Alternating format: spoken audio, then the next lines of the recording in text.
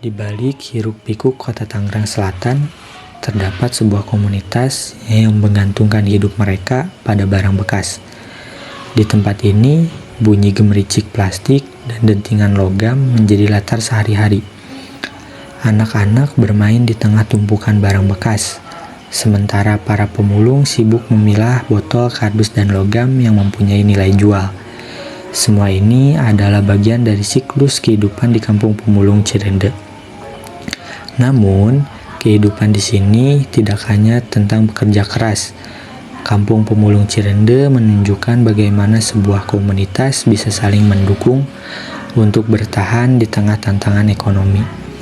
Akses terhadap listrik dan air bersih yang tersedia menjadi modal penting, meskipun banyak kebutuhan lain yang masih harus diperjuangkan, seperti pendidikan yang layak dan stabilitas pendapatan. Disinilah kita melihat kekuatan gotong royong sebagai cara komunitas ini menghadapi realitas. Kemiskinan adalah persoalan yang tidak hanya berkaitan dengan kekurangan materi, tetapi juga menyangkut keterbatasan akses terhadap peluang dan sumber daya. Di berbagai komunitas, termasuk Kampung Pemulung Cirende, kemiskinan terlihat dari sulitnya untuk mendapatkan kesempatan kerja yang lebih layak. Kondisi ini sering diperburuk oleh dinamika ekonomi yang tidak stabil, menjadikan perjuangan mereka untuk keluar dari lingkaran kemiskinan semakin menantang. Video ini akan membawa kita menyelami kehidupan komunitas ini lebih dalam. Kita akan melihat bagaimana mereka bertahan, bekerja, dan bermimpi. Semua ini kita akan pelajari melalui cerita-cerita dari 3 sudut pandang: pengelola lapak, pemulung yang tinggal di sini, dan masyarakat sekitar yang sering berinteraksi dengan komunitas ini. Yang pertama, wawancara dengan bos lapak.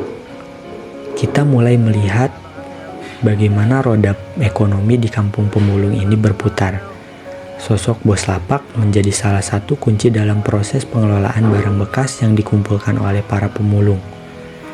Dalam wawancara ini, ia menjelaskan bahwa usaha ini sepenuhnya dijalankan dengan modal dan inisiatif pribadi tanpa dukungan dari pemerintah. Tantangan seperti fluktuasi harga barang bekas menjadi kendala utama yang harus dihadapi setiap hari. Oke. Jadi Bapak, sebelumnya kita tuh ada beberapa pertanyaan Bapak, ya kan? Nah, kita mulai aja ya Pak. Sebelumnya perkenalan Pak. Perkenalkan, nama saya Istifa. Saya mahasiswa semester 3 dari Fakultas Dakwah Komunikasi UIN Syarif Hidayatullah Jakarta. Nama Bapak Ahmad bin Siono. Ahmad bin Siono. Yang megang usaha sini. Ya. Oh iya Bapak, kita tuh ada mata kuliah Pak yang mau membahas permasalahan gitu kan Pak. Nah, untuk pertanyaan pertama Pak, kira-kira untuk pemukiman ini sendiri Pak, kira-kira awal mulanya itu dibangun karena apa ya Pak? Ini kontrak tanah per tahun, baru dibangun sendiri.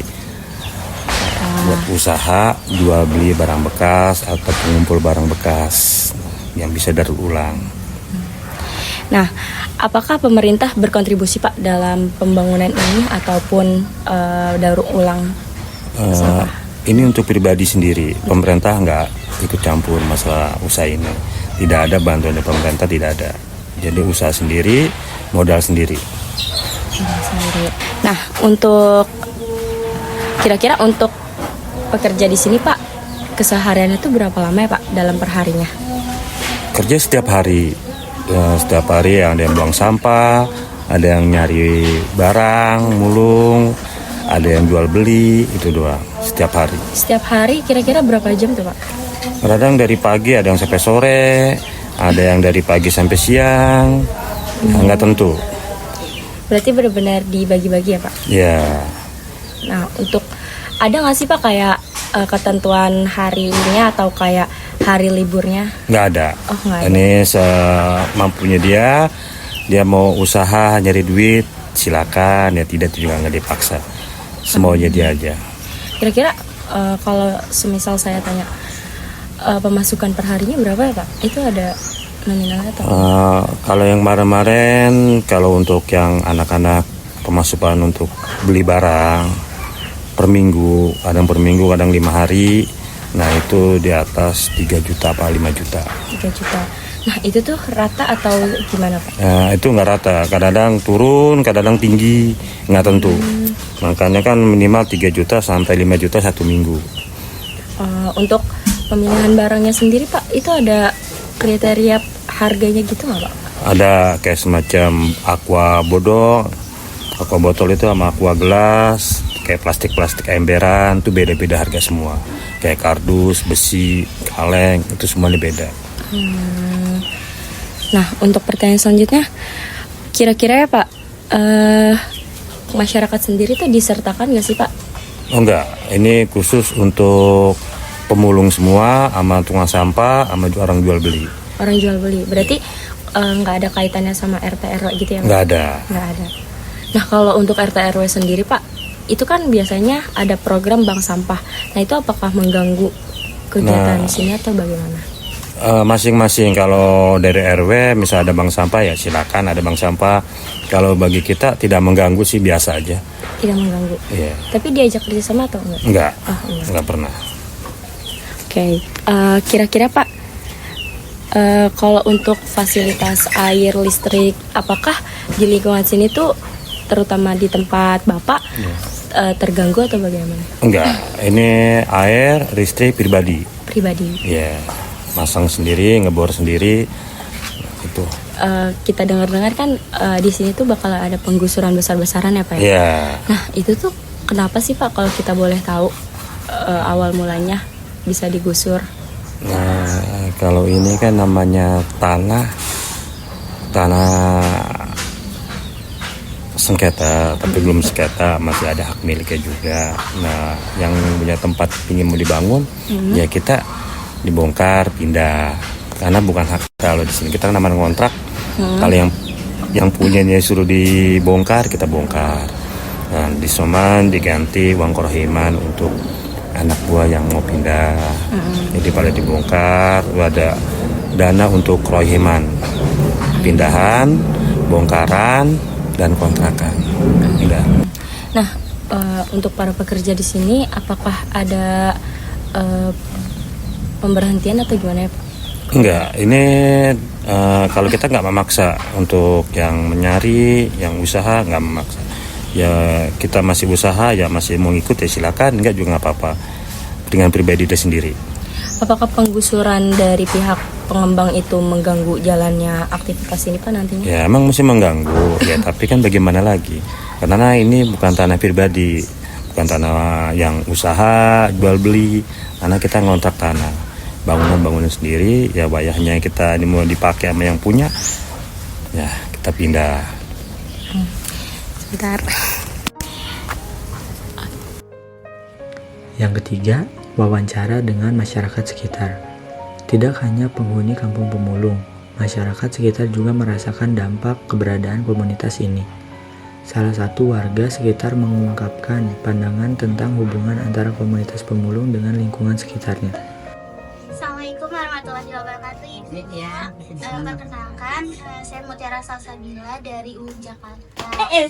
Dengan Ibu siapa? Ibu Sartini. Baik teman-teman, Ibu Sartini adalah warga sekitar dari kampung pemulung. Nah, kita akan wawancara ini Ibu siapa? Ibu Sartini terkait kampung pemulung itu. Nah, menurut Ibu tuh mendeskripsikan pemulung tuh kayak gimana sih Bu? ya,